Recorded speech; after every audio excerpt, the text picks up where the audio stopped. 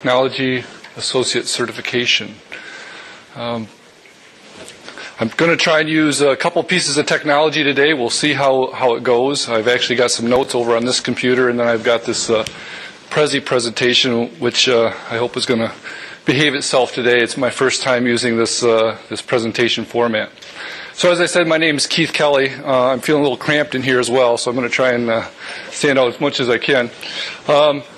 As I said, my name is Keith Kelly. I'm a faculty member at Northwestern Michigan College in the CIT Developer Program in Northern Michigan.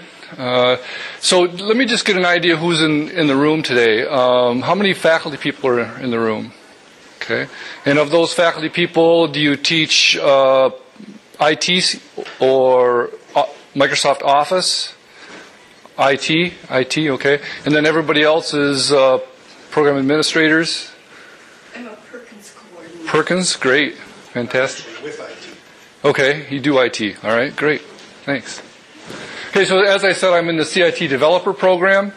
I teach databases and ASP.NET and active web pages, that sort of thing. So that's my background. If you want to follow some of the work that I've been doing with Microsoft Technology Associate, I'm really using the LinkedIn group as kind of the repository for all my work. So if you go out to LinkedIn and you search for Microsoft Technology Associate in the groups, you'll find essentially the group that I host, and there's just a lot of resources. And as you see, well, first of all, I will be posting this presentation out there in addition to the conference site. But there's also additional resources out there. There's a video that we just released. There's also some of the reporting that you'll see in the presentation today. I actually publish those reports out to that site as well. So that's a great resource for you. So first of all, let me give you a little bit of overview as far as what we're going to talk about today. First of all, I want to just give you a little bit of context and talk about assessment. And again, I'm sure we've all heard, lots as far as assessment. But I want to try and just, again, build that context for, assessment and why it's important. And then I'm going to present a specific framework for assessment. So we'll talk about a specific model that we're utilizing. And then once I do that, I'll get into some specifics of the Microsoft MTA certification, which is brand new, essentially. It got released a little over a year ago, but it's pretty new stuff. And then I'll give you examples of how we're using that in our assessment process. So that's really what my plan is for this morning. So, why do we do assessment? First of all, we've got, accountability is probably the first thing that comes to mind. But really we could break that down into two things. First of all, we've got internal accountability.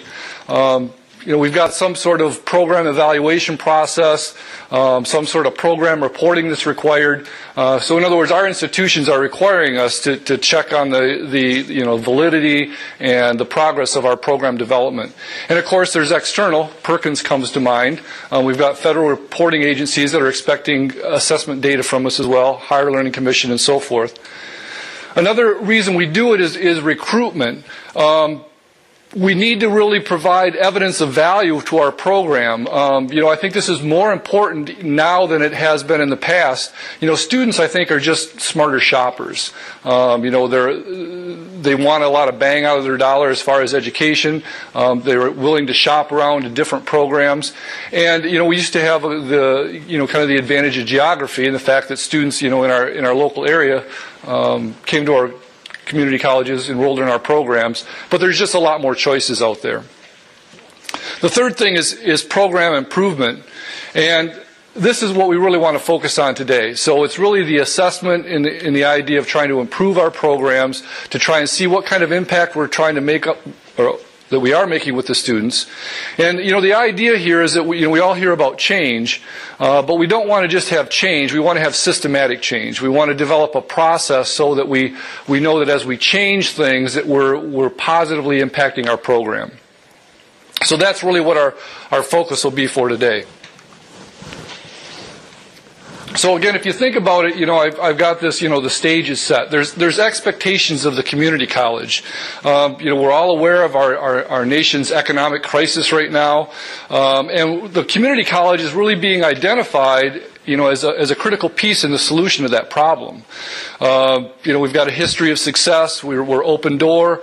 We've kind of proven that we've been able to be innovative and agile, and we provide a lot of value and service to our local communities. We're one of the fastest growing segment as far as U.S. education, and almost half of the undergraduate students are in community colleges. So again, we're just a very critical, important piece of that puzzle. And again, we even see this even at the topmost levels of the government. Here's a quote from President Obama. Again, stating the importance of what the community college is going to do. Again, the idea is that we have to make sure that somebody's got a certificate and a diploma, but the goal is really to make sure that that degree helps them to get a promotion or a raise or a job. Another quote, right there, and I just messed up. Excuse me. Let me back up a little bit here.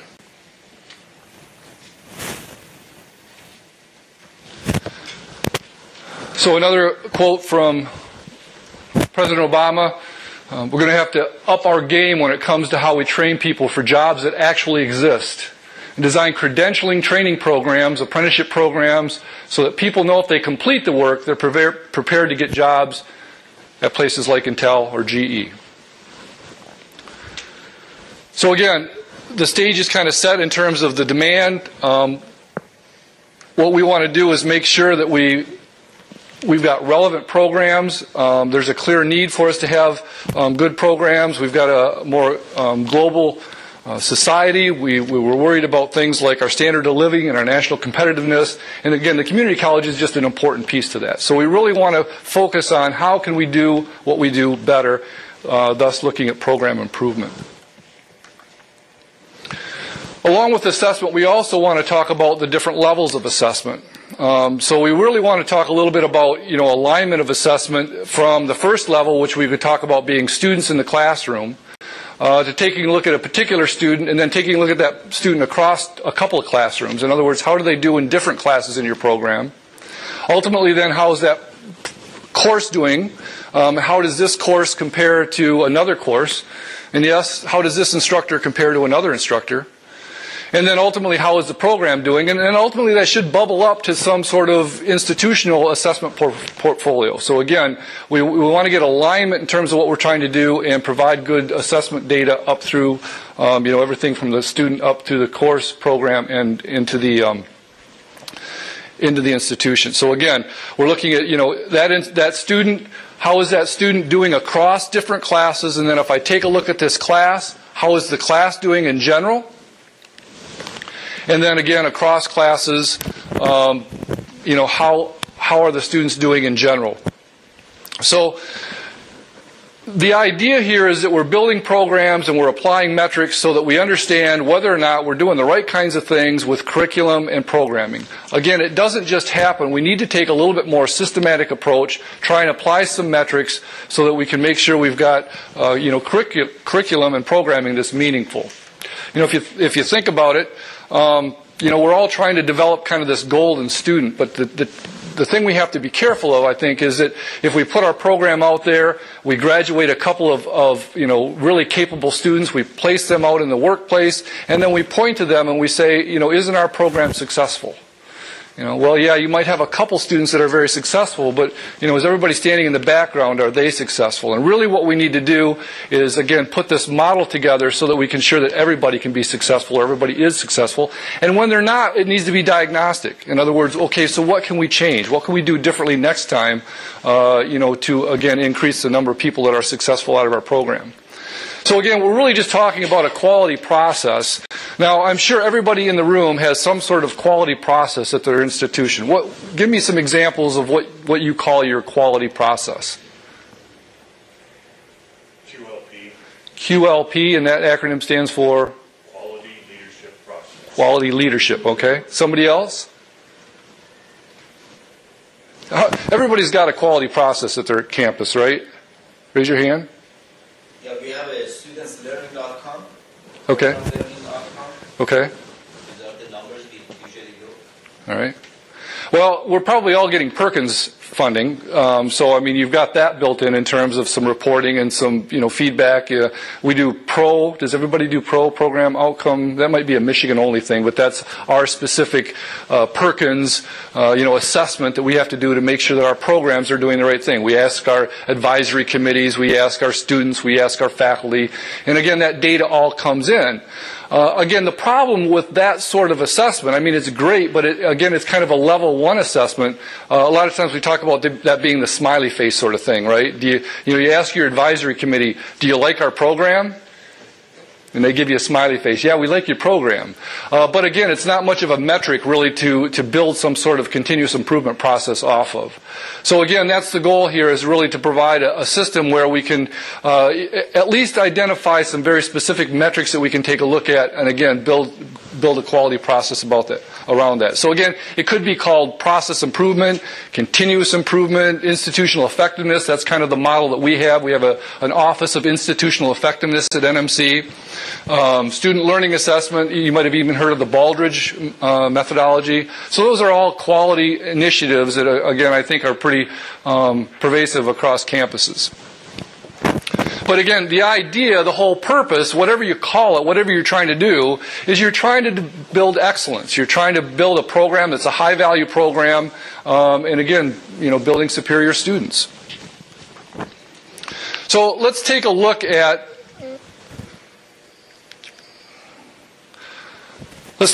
one model. So this is the model that we use, or that I'm using in a lot of my work. It actually comes from some of the Lean initiative. And if you're not familiar with Lean comes out of actually Toyota. There was a book that came out that was called The Toyota Way. But it had a lot to do with the quality processes that Toyota was implementing in their manufacturing process. So it's quite popular right now. And this specific model is referred to a lot of times as PDCA. In other words, plan, do, check, adjust. And so as you can see today, I'm going to use this as a framework for this program improvement process, quality process that we've implemented at NMC. So what I'd like you to do right now is I gave you, everybody have a handout? Okay. So on the back of the handout, I'm not going to spend a lot of time on this, but on the back of the handout, I've got kind of the icon here in the middle and some spaces over here with some numbers on it.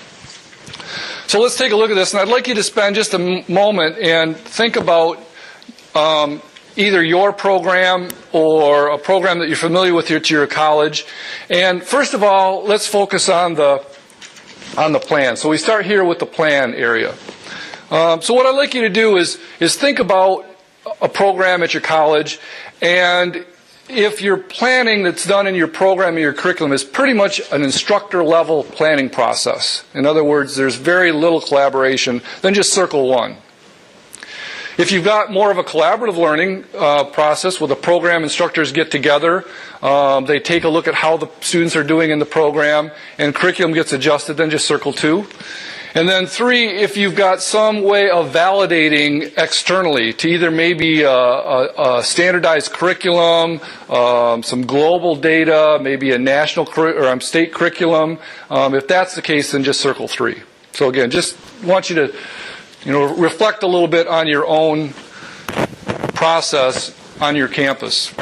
And then move down to the do area. So we're moving around clockwise here. So as far as the do, it's really kind of curriculum. I mean, the do part's really where you get down into the curriculum in the classroom. And is the curriculum owned by the instructor? So circle 1 if your curriculum's pretty well the property of the instructor and there's little coordination between others. In other words, if I looked at one section of a class versus another section of class that were taught by different instructors, I might see very different curriculum. Okay? Or 2, then circle that if there is sharing between instructors and across the program. And then finally, is there any sort of 3 if there's some sort of standardized curriculum that you're using? In other words, a pretty formal curriculum process that you're using or curriculum that you're delivering to your students. Okay, let's just kind of move that along then into the check process. So check has to do with assessments and grades and so forth. So circle 1, if you're pretty well focused on individual course grades, and maybe you do some end-of-program assessment where you take a look at graduation rates or you ask your advisory committee on how your students are doing, but that's pretty much your feedback is either grades or end-of-program. In circle 2, then, if you've got some sort of standardized assessments that spread across the curriculum. So you kind of check along the way to see how the students are doing and make some adjustments. And then 3, if there's some sort of third-party or state assessments, certification that you're using, some external third-party assessment that you're incorporating into your program. And then again, let's take this model to the adjust part. So once you've got the assessment data, what do you do with it? Again, are you looking at student data across the courses? Circle 1, if it's kind of an instructor thing, I take a look at how my students did in my class last semester, and I make some changes next semester, and nobody else kind of understands or knows what I did in terms of my improvement. Or 2, again, if it's more of a program level thing, in other words, is that information shared? Do I share what I learned in my class with the other instructors in my program? And then just circle 3 if you've got some sort of benchmarks that you're looking towards. In other words, is there some sort of national data or some sort of benchmarking that you can point at external to your institution that says, yes, my students are learning valid content, they're performing well, my program is a quality program. So again, just a little exercise in kind of thinking about your program as we move into this discussion. I'm sure if I sat there and took this, this little assessment, I'm positive I wouldn't have all 3. So I'm not, suggesting we've got a perfect thing going on. But again, just thinking about kind of those different levels as we take a look at this PDCA model. Again, the important thing I think we want to focus on here is that if we're going to build a model like this, we need to have metrics. We need to have something that we can measure. And again, that's the whole quality process is a lot on metrics and measurement. So we have to have something that we can measure. It's got to be a little bit more than just the smiley faces, again, asking your advisory committee or your students, do you like my program? Okay, we've got to raise it up to a level and actually try and understand, what knowledge and abilities are the students actually leaving with. And we need to get alignment through the program. We need to get alignment, across the program, and also alignment through our institutions to make sure that we've got, again, good assessment data and good quality programs as we take a look at the institution in general. And transparency. So I need to know how students are doing. I need to know how instructors are doing with students. For a long time, I've been in community college about 23 years now. And, we're all kind of aware that, kind of when you shut that door in your classroom, what happens in your classroom is kind of, your thing. And we have to build a model that's a little bit more transparent if we're going to build some sort of, quality process where there's systematic change. And that's going to be a real growth process, I think, for us.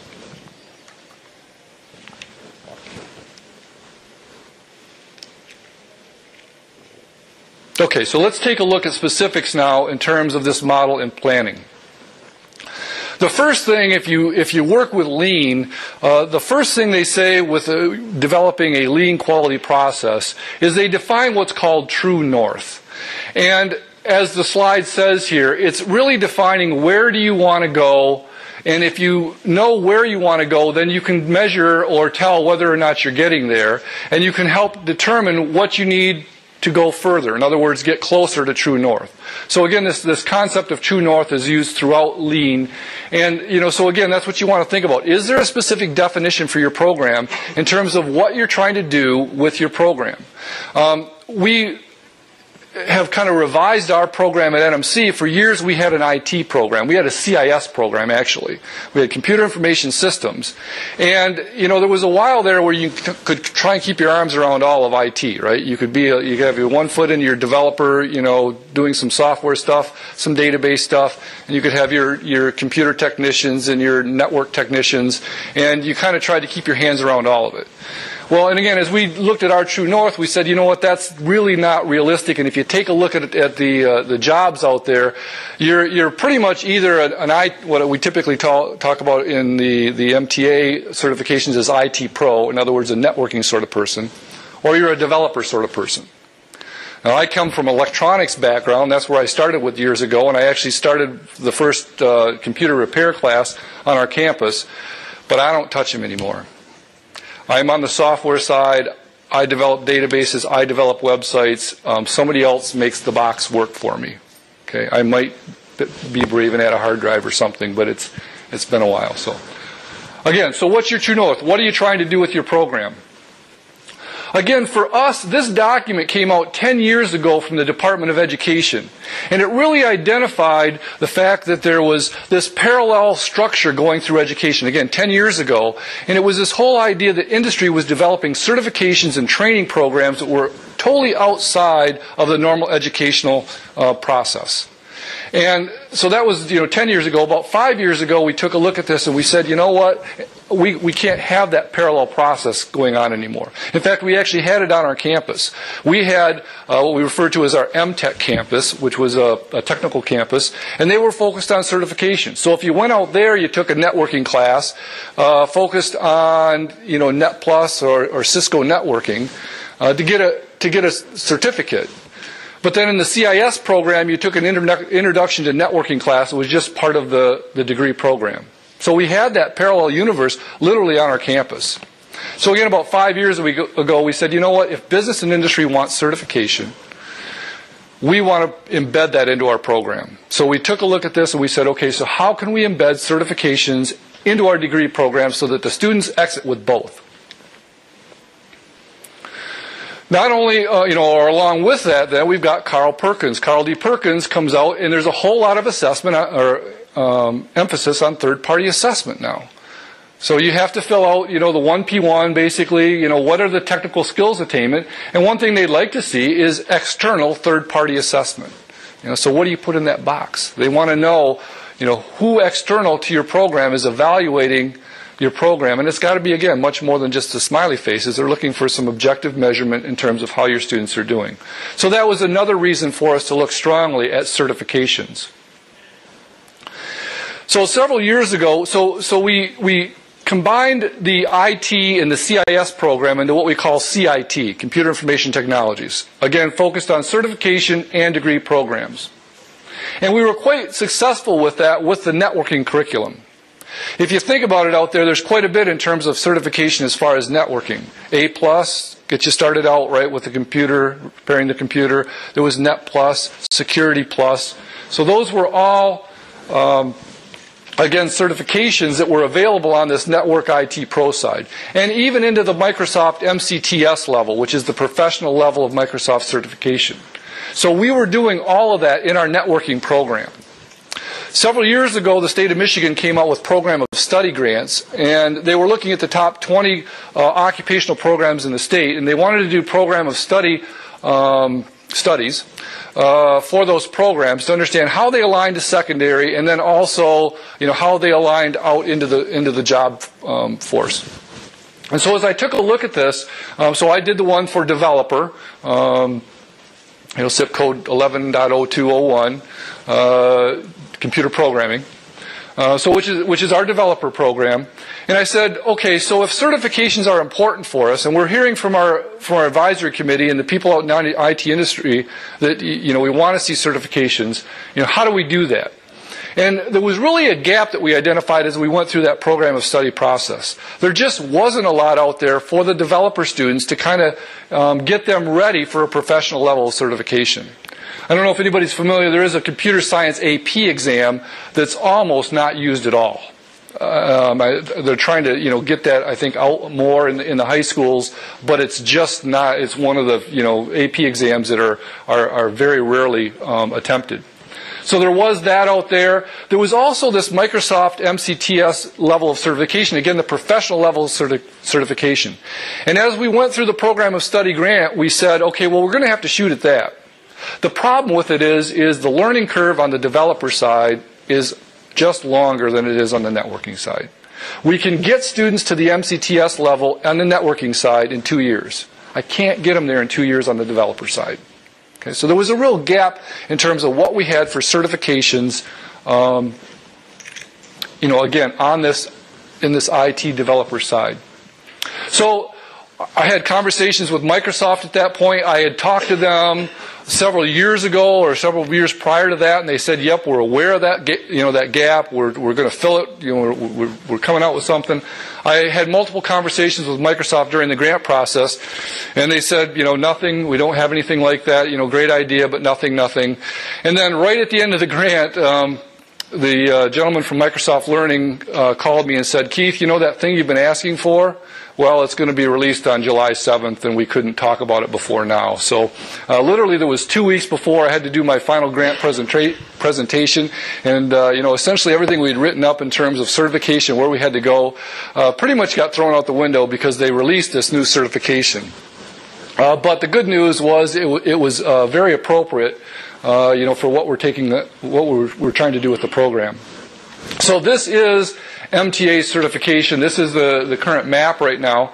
Again, it's divided. You can kind of divide it down the middle. So even though there's kind of 3 segments here, the developer and the database kind of belong together, at least at this initial level. So really what we're taking a look at is the bottom half here. This is the associate, but it shows how it maps into the Microsoft Technology Specialist level. This is the professional level certification, and then ultimately up into this career level, this master's level that's up here.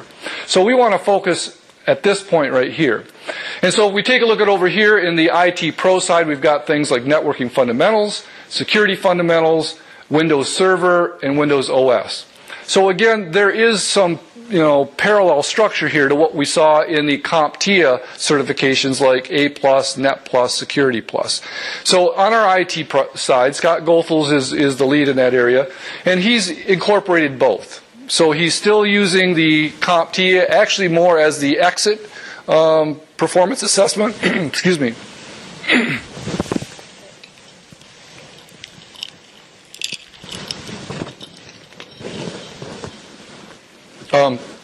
CompTIA is the exit performance assessment, and then MTA is kind of a check as he goes through the program. So almost like a midterm sort of thing where you can kind of check their progress on the content. On the developer and database side, again, the learning path tends to be a little bit longer, and they're a little bit more difficult exams. So these 2 exams right here are quite difficult. But we've been able to incorporate these into our CIT developer program. We were part of the select preview program, so we started with the database administration exam and embedded that as part of the final exam in the program. And then since then, we've incorporated the other exams into the program as well. Again, the advantage here is it's no longer me sitting in my classroom going, okay, what do I teach in my SQL Server class? What is it appropriate for a 2-year community college student trying to learn how to be a software developer, trying to learn how to use a database and program a database? How big should that box be? How much do I demand of my students? So a big advantage here is there's now this external specification. So Microsoft's convened a bunch of software people, and they built this specification. Basically, they say, okay, these are the skills that we measure. This is what our expectations are. Not only that, then, these expectations map into that next level of certification. So if you start here and you get MTA behind you, then you're going to be prepared to start focusing on that MCTS level of certification. Okay. So again, that third party out there really helps. So what I can focus on now is not so much what do I need to put in that class, but how can I best teach what's in that class. So again, planning helps a lot. This is actually our CIT developer program. I just wanted to point out that we've embedded all these certifications into the classes. So you can see here they take a programming logic and design class, and then they take their first .NET programming class, and there's the first fundamentals exam. They continue on, and then ultimately they end up in the Windows exam at the end of that path, at the end of the programming path. Here's the web path, and they end up with the web programming certificate at this point. And then we've got a data path, and again, you can see the database exam there as well. Now, we are doing some cross-training. I mean, we do require, even a programmer needs to have some knowledge of the network, right? So they are taking networking technologies, and they actually take that fundamentals networking exam as well. So again, our students are leaving with an associate's degree, but they've also got then, 5 of these MTA certifications behind them as well. Keith, are your students taking the C# version of the exam? Basic. Yeah, C#. We were Visual Basic several years ago, and we converted over to C#. I was a VB programmer for years. Really, the only reason we did it is for marketing. Because the exams are offered in both versions. Yeah. The data, if you take a look at the completion, or I'm sorry, the success data, is actually quite a bit different as you take a look at the VB version versus the C#.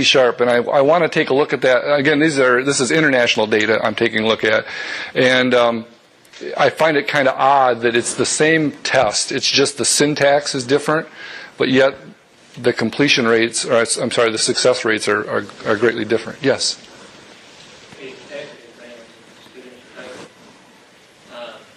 Are they for assessment, or are they actual requirements as part of their grade as far as whether they can graduate or not? At this point, we've left that up to the instructor in terms of how they want to use that. For me, on the developer side, again, the developer exams, I think, tend to be more difficult. I'm using them as part of the final exam grade, and I do kind of curve it or adjust it based on how the class does. So I am using it as part of their assessment. I think most instructors are using it at least as a test grade. Again, on the networking side, they tend to use it more of like a midterm check on the content. So it is up to the instructor in terms of how they're using that in terms of the student's course grade. The reason I'm asking is we're having all disciplines across Kentucky and the figure colleges are having to come up with similar situations where business, industry, technology all have to do some kind of assessment, and it has to do with the purpose of the grant. To be able Exactly. to show, and then you got to have somebody come back and say, well, here's where they did well, here's where they did bad, and here's what we've done to make improvements. But we can't, as far as, we were told anyway when we were doing it, that we couldn't make it a mandatory. That's the reason I wondered if y'all were able to do that, because we were told that we could do it as an assessment, but we couldn't do it. We'd have to go back to the beginning and rewrite it into our curriculum or part of the, the whole thing in order to say that they had to pass this to graduate, Yeah. And we haven't, right, we haven't went there, to say you have to have these 5 certifications to get our associate's degree. We might, yeah, that's a longer path, you're right. I'm just curious where you were on it. Yeah. We encourage the students to take it. They can retest, so I'll talk about that a little bit later. So there are options there. We certainly like everybody to get it. We're paying for it. So there's a site license. We're IT Academy, so we get 1,000 exams for about $2,500.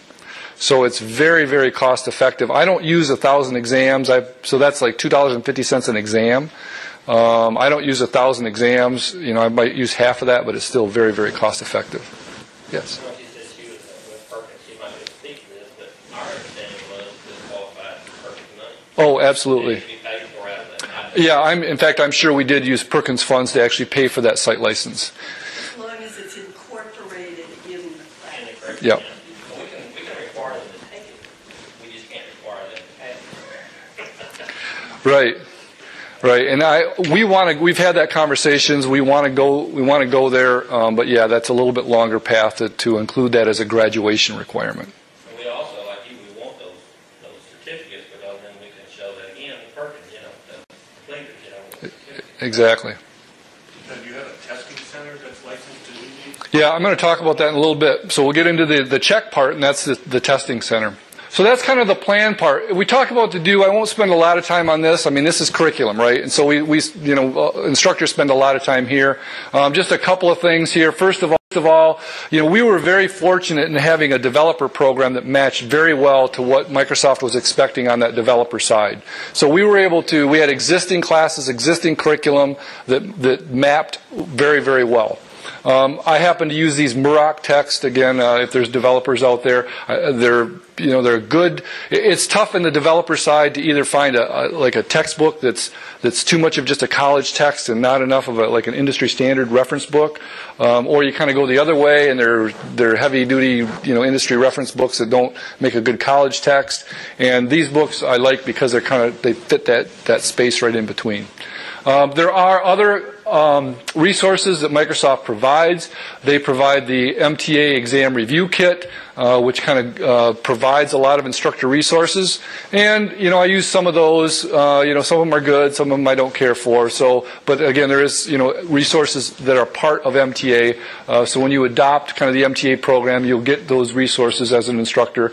And then there's also student study guides that are okay, in terms of providing a framework for the student. The most important things are the hyperlinks that they provide at the bottom, and that's where the student can really drill down into a lot more of the detail that they'll need to pass the test. So those are kind of some supplementary materials that are provided as part of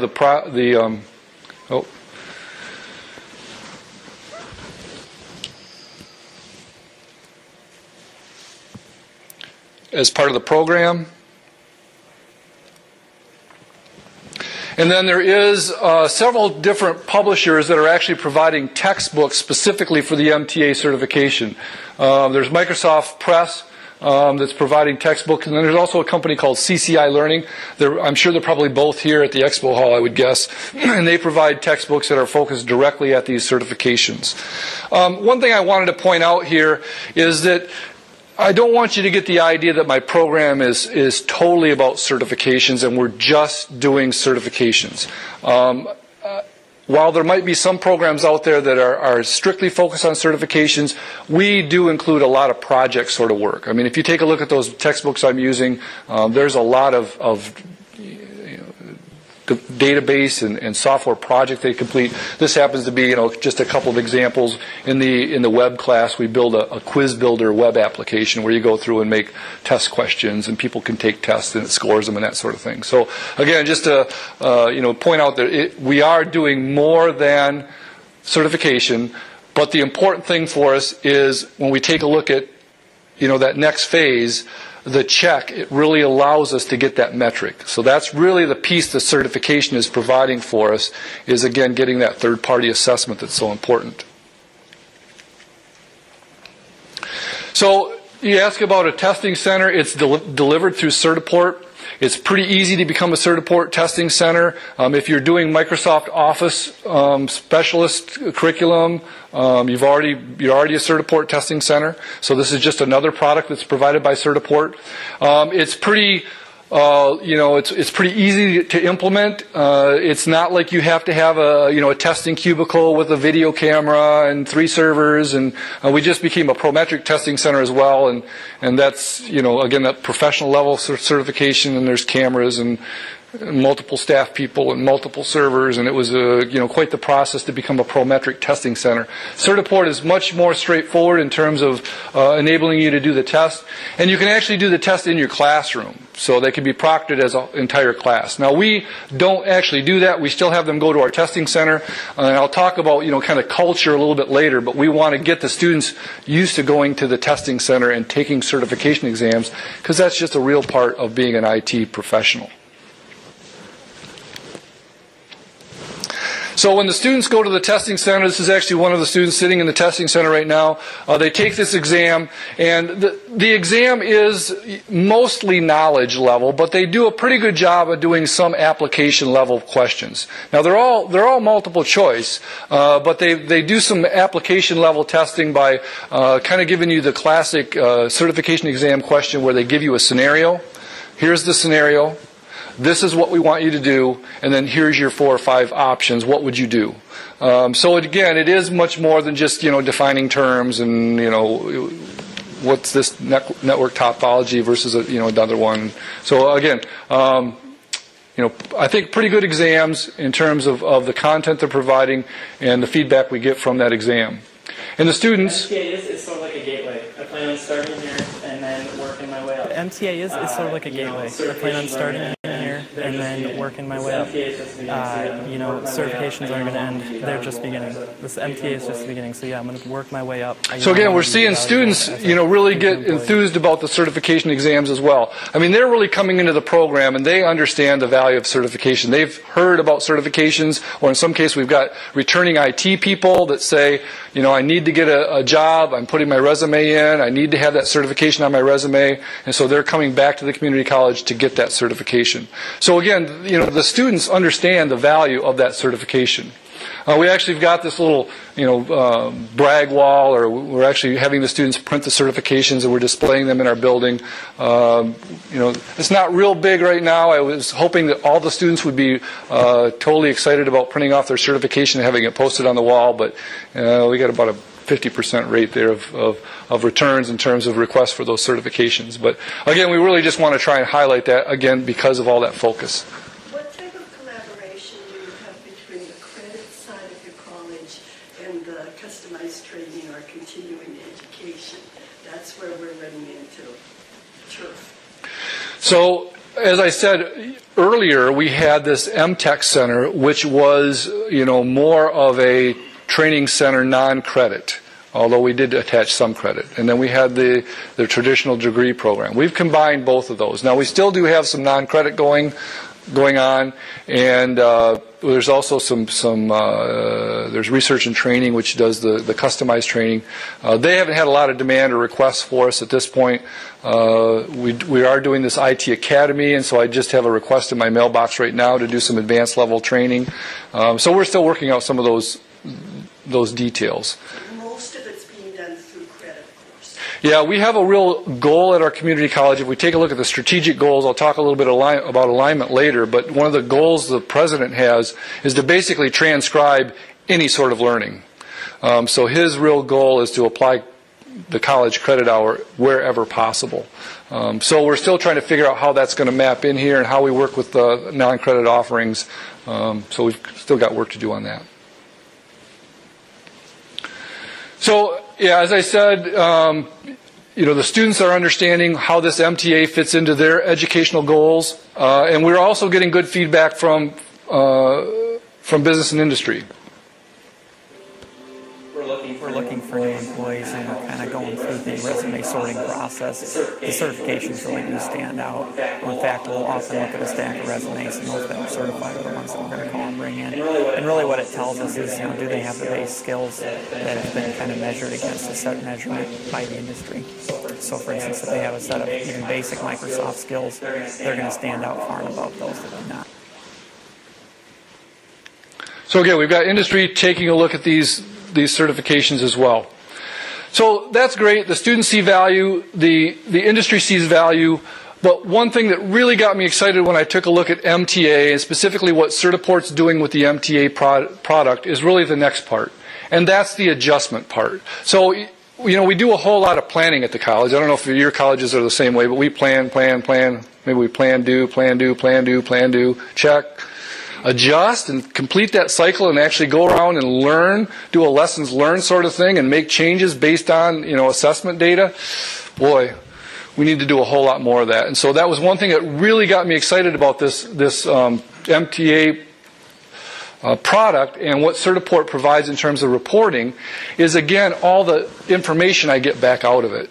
So this is just an example of one of the reports. Here's the student report. So I can see, again, for student number 2, these are 5 broad topics that are included in the web development fundamentals. And I can see specifically how that student did on those 5 broad topics. Okay? And again, that gives me that focused look at that student in that class. How did they do? And then I can run these reports against other classes, and I can say, okay, well, how does that student do in other certification exams in other classes? So again, we get that assessment level, the assessment level looking at that particular student. But the thing that really got me excited is the fact that I could do these aggregated reports. So right out of the testing administrator's interface, we can group the students together. So we basically generate a group for a class. And you can see that here I'm taking a look at the database administration fundamentals. And I can see that I took 17 took the test, 15 passed, and 2 failed. And again, I can see for those 5 broad outcomes, how did the students perform on those 5 broad outcomes? So it's very easy for me to target next semester what I need to do differently to try and boost those scores. So as you can see in this one, I picked understanding data storage and administering a database, the last two. Overall the pass rate was quite good. But I focused on those two, and I wanted to make some changes to my curriculum to see if I could boost those scores in those areas. The MTA exam provides me feedback. The MTA exam provides me feedback on how well the students are doing. And so I can use that information to look at my curriculum to see where I need to make improvements. It could be that they're struggling in a specific area and I need to make changes in that so that I can strengthen the results, hopefully for the next. So again, Scott Goethals on the IT side essentially saying the same thing, really providing a diagnostic tool that we've never had before. I mean, it's much more diagnostic than the smiling faces, right? Somebody gives you a frowny face, what are you going to do about it? This is just a document that I've produced that really, tries to capture this data. Again, it's taking a look and we're tracking scores. Here's fall, spring. See the percent change here. Again, I did focus on objectives 4 and 5, expecting to see great changes as I modified my curriculum. However, you'll notice that on 4, I actually dropped by 10%. But on 5, I went up by 18% on that one. So, again, I've still got work to do, but I never had this kind of feedback before in terms of what's happening in my classroom. Okay? Again, it's not the whole picture. I mean, the curriculum is more than just a certification, but I've got measurement data here that I've never had before, and I think it's making a big difference. So this is just my action plan. Again, identifying, typical continuous improvement. What happened during the last cycle? Again, I was focused on 4 and 5. What were the results? And what am I going to do next time? Okay, so again, formalize, PDCA, plan, do, check, and adjust. So where are we going from here? Well, the idea now is for us to transition this model out to other areas. We're going to try, this is actually the Microsoft roadmap. So we're going to try and build digital literacy for, maybe college-wide. We're having those conversations right now. And then, as well, the Microsoft Office Specialist certification. So that is also delivered by Certiport. So I've got a pilot project that Certiport is providing support for this semester where I'm teaching Microsoft Access. Actually, the first time I've taught Access in a long time. But I'm using the MOS exam now for the final exam, or part of the final exam, and I'm hoping to duplicate this very same model with the MOS certification that we're doing with the MTA certification. So again, that's the adjustment part. So plan, do, check, adjust. Again, focused on metrics, focused on transparency, and then we also want to see alignment up through, not only through students to classes and classes across the program, but even the program up to the institution. So as we talk about True North, if we think about my institution, we kind of use this learning model as really what I call our True North. Now, not very many people actually use that name. That's more of my label I put on it because of the lean emphasis I have. But it's really, to me, it's our True North. We use these 5 questions to kind of always evaluate learning at NMC. The first one is, what are the cultural factors that support learning? Culture.